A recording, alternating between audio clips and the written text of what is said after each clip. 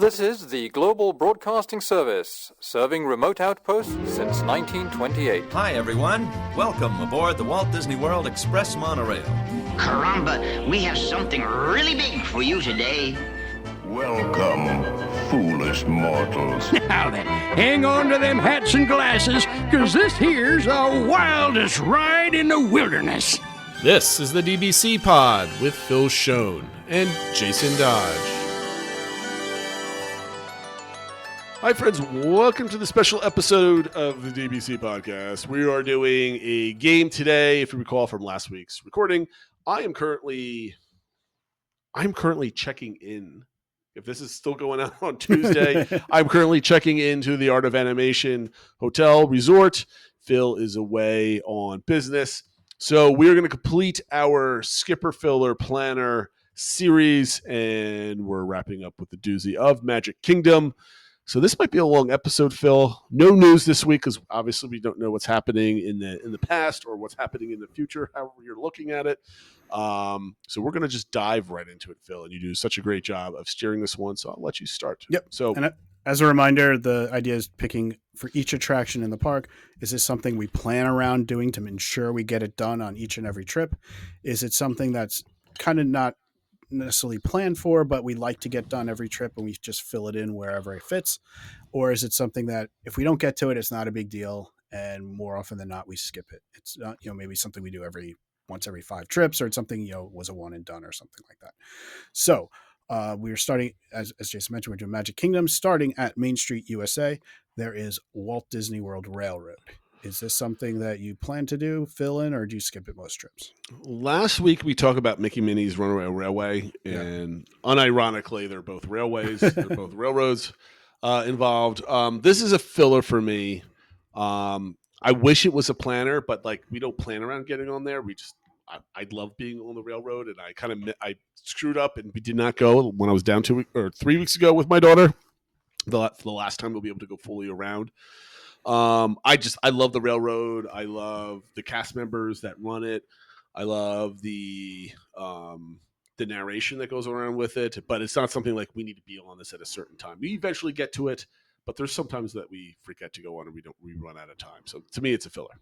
Yeah, we're similar. We get on almost every trip, but sometimes we do the circle tour more often than not. We're like, oh, let's looks like ride times are low down in Adventureland. Let's take it around or something like that. Mm-hmm. We usually use it almost as a form of transportation as much as a ride, but we get on it in some form or fashion most trips where we just kind of fit it in. Yep. So it's definitely a filler for us. The other one they listed for Main Street USA is Happily Ever After. I assume this is something you plan around seeing each trip. Yeah, this is definitely a planner. It's my favorite nighttime spectacular. Now, I was in Main Street to watch the projections, and they kind of stopped at the first block. Did they go down farther at some point, or is that where they always stopped? They're definitely not all the way down into the entrance square, town square. Right. I thought they did the 2 blocks though, the main blocks, but they were only the first section of it. It was because we were outside of the middle exit of the Emporium, and it was definitely just, I'm like, I could have, because we've never watched the projections from Main Street before. We've always been in the hub or doing a dessert party, and I was waiting for them, and they were literally 200 feet in front of us. Anyway. Interesting. Maybe they weren't working that day or something because of the rain or something. But anyway, Happily Ever After is definitely a planner for us. It's our favorite nighttime spectacular. Okay. Moving to Adventureland, the Magic Carpets of Aladdin. I'm assuming this is not a planner, but is this something you kind of fill in, or do you skip most trips? I skip this. We haven't been on this in 8 years or something else like that. I don't even think I even want to be standing in the middle of Adventureland doing this. To me, it's kind of silly. And the things never ever work for me. I can never go up and down. Maybe my fat butt can't handle. It's not enough magic. No. For us, it's probably in between a skipper and a filler. We do it a lot of trips, and it's definitely hey, we got 5 minutes before somebody's in line for Dole Whips. Do you want to go on type thing? Okay. So it is kind of a filler for us, but it's also if we don't get on it, it's not the end of the world. But we do wind up usually getting on it just because we have time to kill at times. So I'm not going to fight you on skipper, but we probably. I mean, that sounds like a filler for you. I think we're both disagreeing on that one. So, I mean, It's valid. I mean, it's a filler for a lot of people though, but for us, we just haven't gone on. Okay.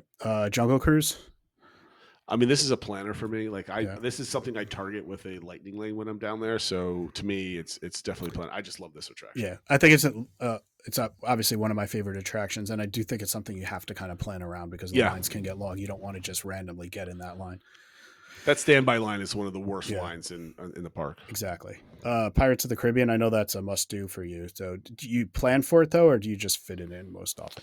I plan it, right? Like it's usually one of the first rides we go on in the morning because when the line's are really low, or I set up our Magic Kingdom Lightning Lane day where it's just like, I get my tier 1 and then like it's Haunted Mansion Pirates. Like that's what I'm attempting to get. I was going to say same thing. It's usually our tier 2 Lightning Lane, so it's definitely something we plan for.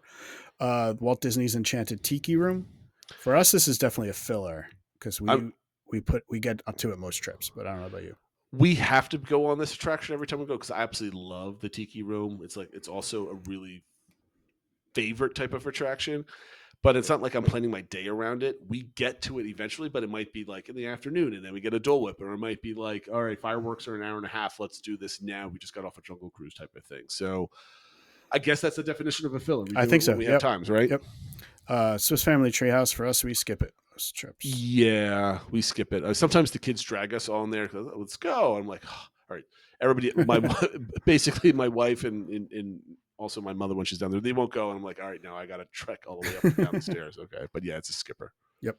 For Frontierland, Big Thunder Mountain Railroad. I mean, I guess that has to be a planner, right? I think so. You're itching for that. I mean, especially now that it's being redone for sure. It's a marquee attraction. I agree. Yep. And Tiana's Bayou Adventure. I mean, you can't go wrong with that drop. Like that's another like must do when you're at Magic Kingdom. And then Country Bear Musical Jamboree.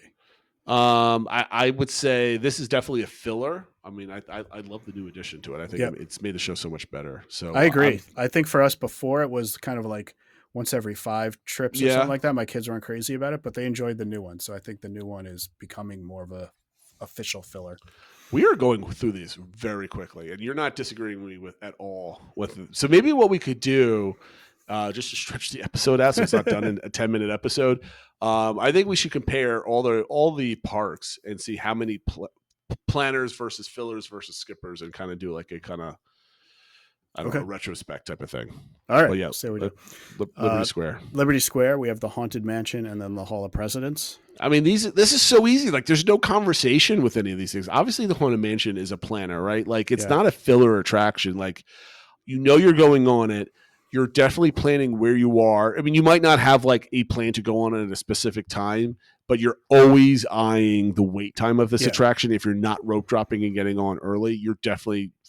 And you're willing to wait a little bit to ride it. Oh, absolutely. I mean, but like, your day is impacted. Like if it's by like late afternoon and you haven't had a chance to get it because maybe you didn't get rope drop, or maybe you rope drop something else, you're like, I need to go on Haunted Mansion. What are we doing to make sure that we're over there to make sure we get on it? So it's definitely a planner.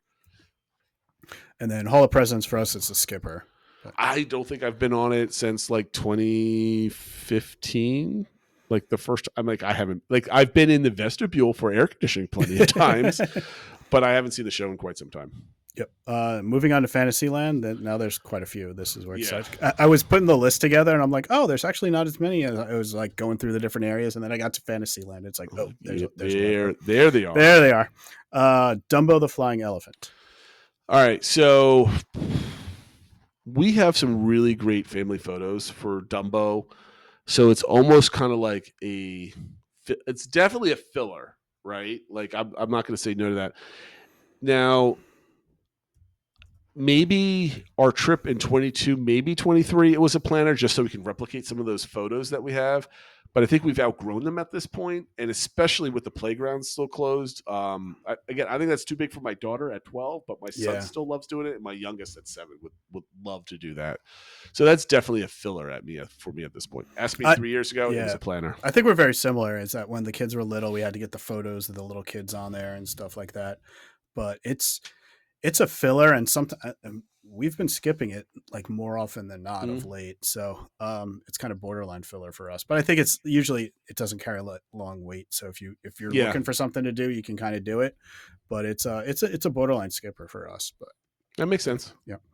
The Barnstormer. So now, are you asking me as a representative of my family or me personally on this one? For your family overall, like when you travel, is this something that you do or not? It's a When filler you- only because it's another roller coaster. The kids enjoy it. If it was up to me, it'd be skipper because I'm forced to go on it, and I don't really fit in the ride vehicle, and it's very uncomfortable for me. No, I hear you. I think That it's lap similar for bar us. is too tight. I was tempted to say skipper for this, but we do often do it, and my kids like it. And it's kind of one of those like, all right, we have some time. Which do you want to do? And you list out 3 things or something. And Barnstormer, they're like, yeah, let's do Barnstormer or something. So I think it's a filler. The Casey Jr. Splash and Soak Station.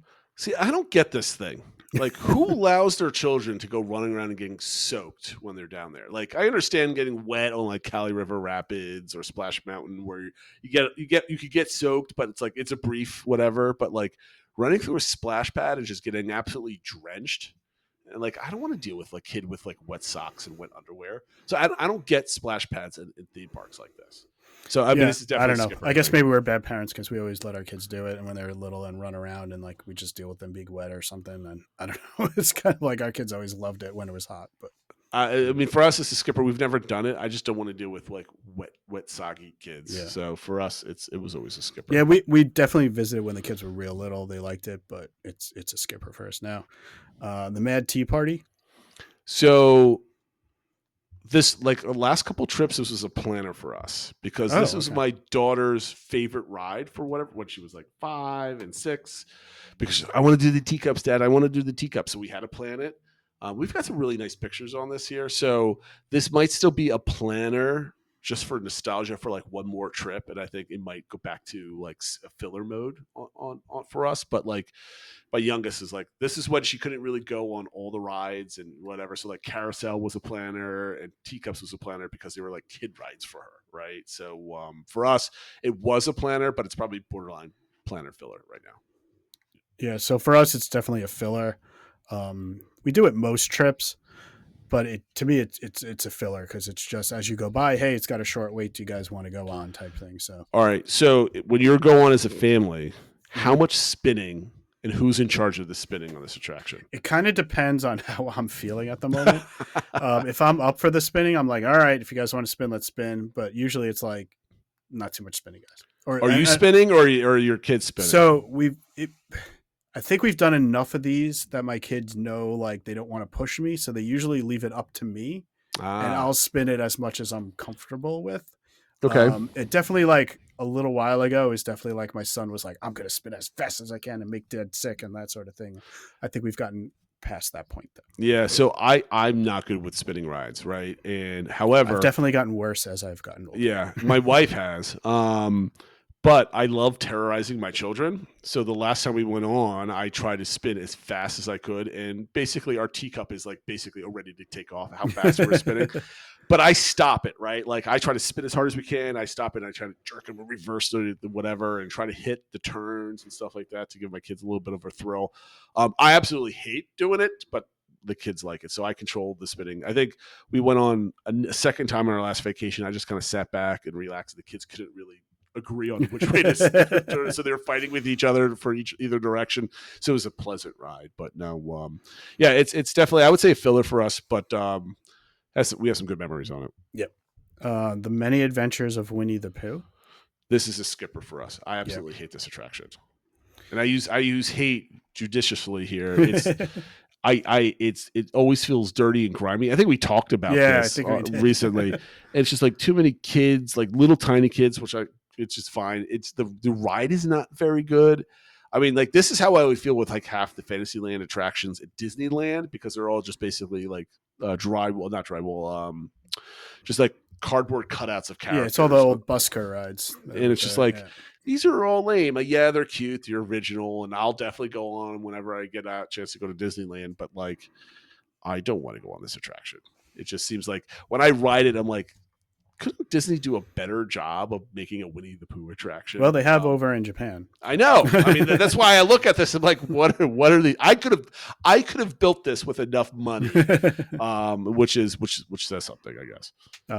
No, I agree with you. I think when the kids were little, it was one they liked and that sort of thing, and had all the different colors and kind of was interesting to them and stuff. But I think it's definitely one I feel like you age out. I mean, obviously, some people like adults love Winnie the Pooh and it's a must ride for them and stuff. But for our family, it's definitely a skipper at this point. Yep. Seven Dwarfs Mine Train. This is a filler attraction for us. And I have a love-hate relationship with this attraction because every time I rope drop this, I love the attraction, right? Like I love the little bit of a thrill and stuff like that. It's kind of like Slinky Dog in that respect. It's fun. I love the music and the sounds when you go through the mines. I like how it's half a dark ride almost. But every time we've rope dropped it in the last couple of trips that I've taken, it's always been down, which always irritates me. And the fact that it's $11, or at least it was $11 for me, single pass. I'm like, just put it in multi-pass for God's sakes, and just keep Tron as a single pass for that. So that I'm just irritated because I wouldn't wait more than 30 minutes for this. If it's under 30 minutes, I wait. If it's over 30 minutes, I'm skipping. So I guess that's the definition of a filler attraction for us. Yeah.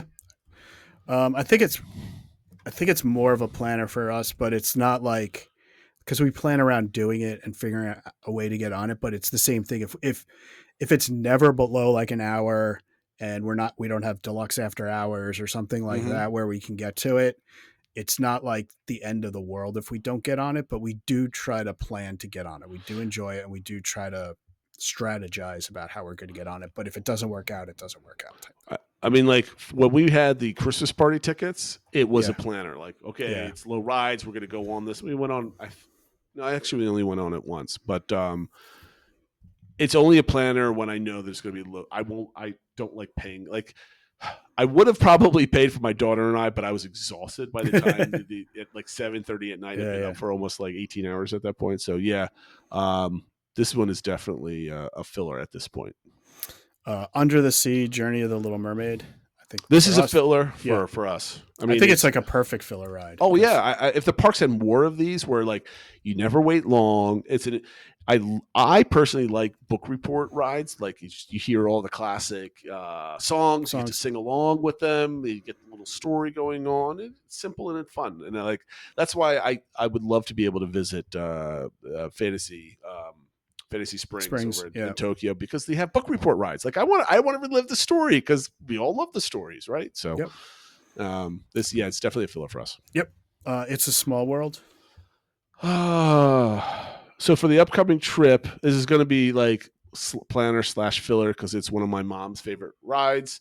But you don't have to plan to get on this because you could just it's a perfect iconic. Yeah, sometimes the line does build up, but usually there's plenty of times that it's like 10 minutes or whatever. So yeah, I mean with hoppers and how many times we're going to be all over the place, we'll always be able to. There's going to be a time where we can hop on. It's like a 10-minute wait. Yeah, I think for some people it's a skipper because of the song and stuff like that. But we enjoy it. We usually get on it maybe not every single trip, but more often than not we'll get on it. And like you said, it's a perfect filler because it's like, hey, we got 20 minutes before next or whatever. Yep.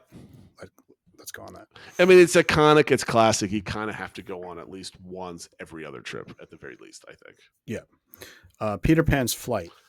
Most overrated. Man, I can't talk today. Most overrated attraction on property, but it's a filler, right? Because it's still enjoyable. You see the classics. The ride is so silly and ridiculous that it has like a 45-minute wait. The queue was better than the attraction. It's definitely a filler. And the only time we actually go on it as a filler is when like Mine Train is down, you rush over to Peter Pan and rope drop it. Or I get like a lucky lightning lane at like 6:00 at night where we can kind of slip in. But other than that, it's not a planner. It's if I didn't have lightning lane and I'm not rope dropping, it becomes a skipper. I was going to say it's almost like Navi River for me, where it's like you kind of either have to plan around doing it, like rope dropping it or making sure you get a lightning lane for it, or we skip it because we're not waiting 50 minutes an hour. We just had that conversation about Navi River Journey around the dinner table. It's like my wife's like, I don't have to go on this attraction. It's kind of stupid. And like our friends like got stuck by like the shaman, and it's just like they got the most annoying, like just like the chanting was over and over for like a half hour. It was just like they wanted to like jump out. I personally like Navi River, but like I'm not waiting longer than 20 minutes for that attraction, right? So it's never filler status because the wait is always too long, and you have to plan to be on it because I'm not rope dropping it. And I only get it on if I have a lightning lane for it, because in that park, the only thing I do is I rush over to Expedition Everest and see how many times I can ride it before everybody else catches up with me. That's my plan for rope dropping Animal Kingdom. So I view Peter Pan's flight kind of the same way. If I can get a lightning lane for it, great. If I'm there at an after hours event, great. But I'm not. Does that make it a out. skipper then? Well, to me, it's like what we did for Navi, where we put it as a planner and a skipper. That makes sense. Okay, I'll take that, because that's true. You either plan to be on it or you skip it, because it's not a filler. A filler's like, oh yeah, it's got a 5-minute wait. Let's go on it. Like, it's never that. Like, yeah, it would be great if it was a filler, but it's not. No. Which leads us to the most perfect filler, I think, in the park, which is the carousel. The carousel. Yep, I think that's a great example of one where there's never, you usually don't have to wait more than one cycle, and it's such a classic, and it's where it's located right behind the castle and stuff like that. And I think maybe even more, maybe it's almost a planner when you have little kids, or at least it was for us, for my daughters and stuff like that. But I think generally it's a great filler. Yeah, I can't wait till the one in Animal Kingdom opens, because that's just going to be like so much better than Triceratops Spin, assuming they make it gorgeous and beautiful and a decent size, right? I think the carousels, like, the parks need more rides like this that are charming and quick and easy, and it doesn't take much engagement. You just go on, have a good time for 3 minutes, and then you walk on and get some lunch or something.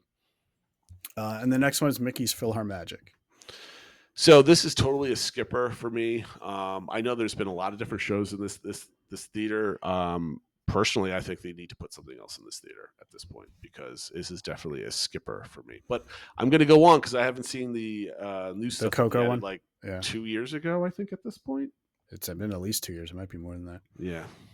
So I mean, it's not really a skipper though for me. For me, it's a filler, because we really enjoy it.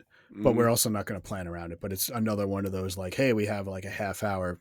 There's no way to Mickey's PhilharMagic. Let's do that. So, yep, fair enough. Like, we're gonna do it this trip, but it's gonna be like everything in our trip is gonna be almost a planner, because we're trying to do everything in our whole time there. But with your challenges and stuff, my achievements, I don't want to get myself into, Phil. I'm scared. You should have waited till we had all this done, and then your achievement can be like, do all the skippers. Yeah, something like that. Yeah, absolutely.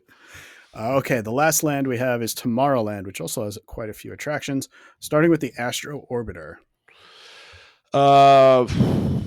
I'd like this to be a skipper. I hate the elevator. I hate being on the elevator squished with so many other strangers. It just gives me the heebie-jeebies a little bit, especially like post-COVID. It's just like everybody's just breathing on you. I always feel like I'm falling out of these things because I think I'm too big. Like, I'm going to go on it because my kids are going to want to go on it, and the rockets actually look really awesome the way they repainted them and stuff. It does look cool to look at, the new ones, And you get such a great view of the park too. So I mean, that's the one thing. But I'm terrified to go on it, because the last time I'm like, why am I sliding out? This is not going fast enough to keep me inside the rocket. So I get worried. For me, it's a skipper. It's one of those we'll do every 5 trips or something like that when it randomly has a low weight or something like that. But it's not something we look to fill time with, and it often has a long wait, and it's just not worth it. The same thing with you. Whenever I'm on it, I'm like, I don't know, like the math on the centripetal force, but it feels like it needs to go faster or something. Exactly. I don't know. The pitch needs to be different. Something, I think that's what it is. The way the arms are at the angle, it's like not right or something where it doesn't work.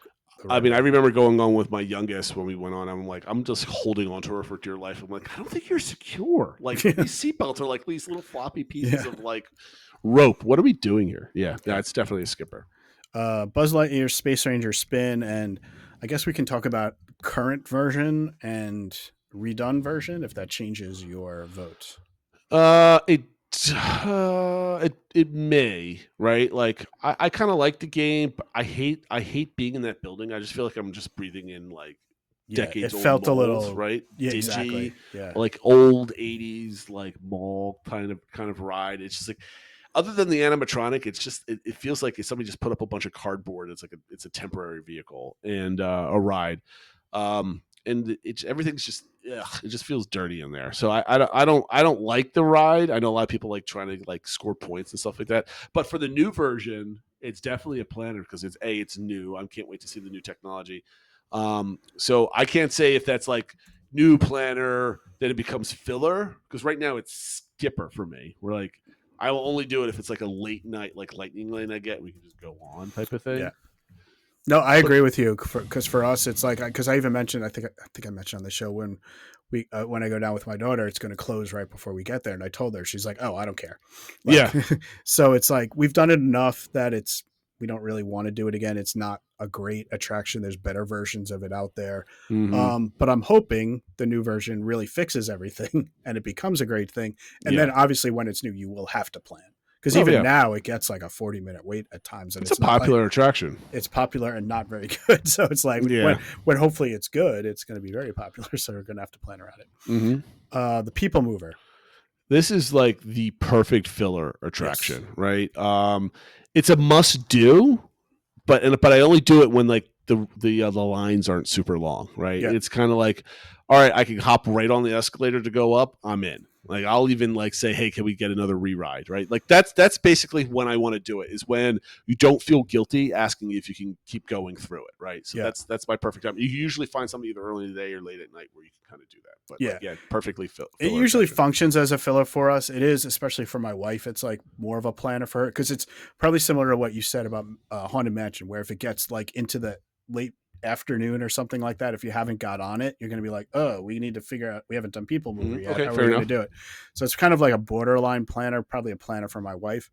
But I think for the most part, it functions as a great filler because more often than not, you can sometimes, because even when it has a long line, as long as it's not broken, it moves quick. Because I've seen lines where I was like, oh man, this line's going to be long. And then it's like, oh, 7 minutes. It's a people suck. Yeah. Space Mountain. I want to say this is a planner, and I think it's turning into a planner because my daughter absolutely loves this attraction. And she was like, when we skipped this attraction in our 2023 trip, our last family trip, and my daughter would not leave me alone for having skipped it. So she absolutely, I hate this attraction only because it's just not good on my back. Like I'm very uncomfortable in this ride. Not to mention the fear that like something's just dangling is going to take my head off. But like I sat in the rear vehicle in the rear seat and I just not feel good going on this attraction whatsoever. So I'd like for it to be a skipper. But it's a planner because of my oldest daughter. So I don't know where you're gonna mark that for me, Phil. But so why don't you cut it in half and call it a filler, I suppose. Okay, so for me, it's definitely a planner. We plan around getting a lightning lane for it. Mhm. It's my daughter's favorite ride. It's tough to be a filler because it always has a long line. Yeah. So for us, it's definitely a planner. We'd prefer not to skip it. I think we get on it every time. It's not necessarily one that, oh, we have to rope drop it and it's like the center of our day or anything like that. But we definitely plan to ensure that it happens. I mean, I'm literally in the same boat because it's my daughter's favorite ride, so I have to plan it. But if it were up to me, I'd probably skip it more often than not. But like, I agree with you. It's the same thing. Like, I love the queue, I love the music, I love the nostalgia, I love the idea of Space Mountain. It just hurts my back when I ride it, so that's why I kind of like, ugh, it just hurts. But like, if they ever redo the track, it becomes a planner like 100% for everybody at that point. I think so. Yeah. Tomorrowland Speedway. I know this is a planner for you because of your son. For us, it's a filler, right? Like if I have lightning lanes for it, or we're trying to fill in a gap where, like, it's our second day at Magic Kingdom, we've kind of done everything. Like, oh, we haven't done this one. It's a perfect filler if the line's not too long. Yeah, I think it's a good filler. It's like more of a planner for my son, so we always plan to figure out a way to get on there. So it's hard for me not to say it's a planner, but at the same time, we fit it in places. It's not, like that's, it's kind of like, oh, we've done kind of the big things. We can still grab a lightning lane for it or something like that. Let's go on the Speedway. So I think it functions like a filler, but I guess a high priority filler, for lack of a better way of putting it. Yeah. Tron Light Cycle Run. So this has to be a planner because the last time we went, my daughter was able to go on because she was literally just scraping the bottom of that measuring stick. Mm-hmm. She went on the first time. She absolutely loved it. And then we had a lightning lane single pass for this, or individual lightning lane. It was individual lightning lane at the time. And she passed the first, again, going on in the evening. She passed the first measuring stick, but then the cast member at the loading. Oh, right. Like rejected her, but because to this day, she's like, the cast member put her finger in my head and pushed down on me so I would be too low for it. And she was like, she's complaining about it. So I was rather upset that we had waited on that line, paid for it, because we paid for it after she was able to go on, that we verified that she was able to go on, so that we bought the individual lightning for it because we were able to get it for whatever reason. And it was rather frustrating. So she's like, we need to go on Tron. So it's a planner. I still won't pay for the individual enlightening for this because it's just too expensive for at least 4 of us that are going to go on. Right. I wrote down the price. What was the average price of Tron for coming up? It would be $114 for us for the whole family. Because I thought I had written down the individual costs of these things on one of my pieces of paper. Yes, I did. It's $19 average cost. Like, I'm not paying that. I'm sorry. Like, that's almost like a day ticket. No, I hear you. I mean, like, I'm definitely like, it's my youngest loves it. So when we're going down just the 2 of us, I'm sure we'll get the lightning lane for it, because when you're paying for 2 if it's people, 2, absolutely. But yeah, no, I get you. Like, we did pay for it one time. We did too when it was brand new, and I feel like it wasn't that expensive then. It might have been back when it was still like everything was $15 or something like that, where it wasn't crazy.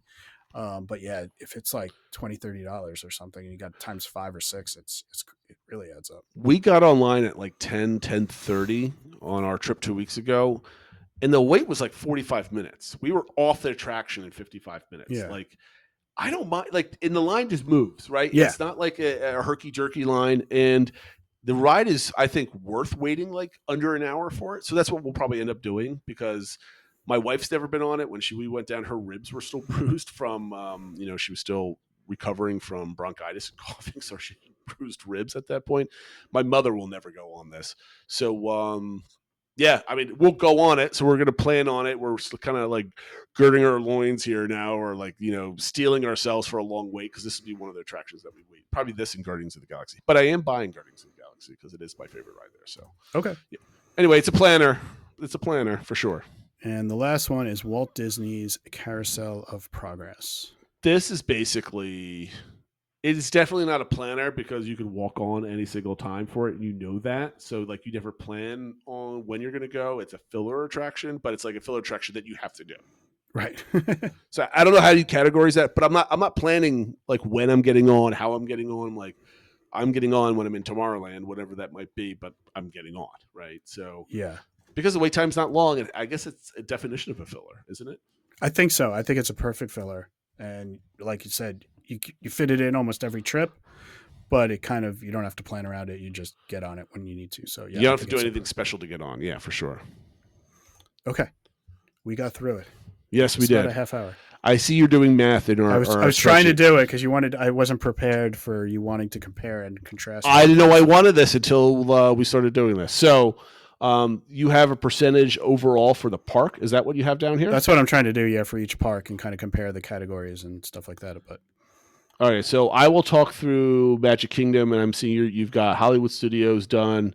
You're working on Animal Kingdom right now on the fly. Yeah. Phil is amazing with the spreadsheet. He is the captain spreadsheet man. So in the Magic Kingdom, what we just did, 31% of the attractions are planners, 42% are fillers, and 25% are skippers, which kind of makes sense. But like, so, a lot of that's pretty dense for planners. So if we go over to Hollywood Studios, that's different actually. Yeah.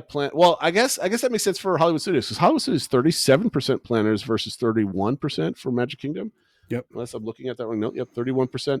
The fillers are 29%, which makes sense because there's a lot less attractions that you could just hop on, because Hollywood Studios is all bangers, essentially, right? And then skippers are 25%. 33%. So the fact that there's less filler attractions probably says a lot about the park. So it's 30 or 29 versus 42.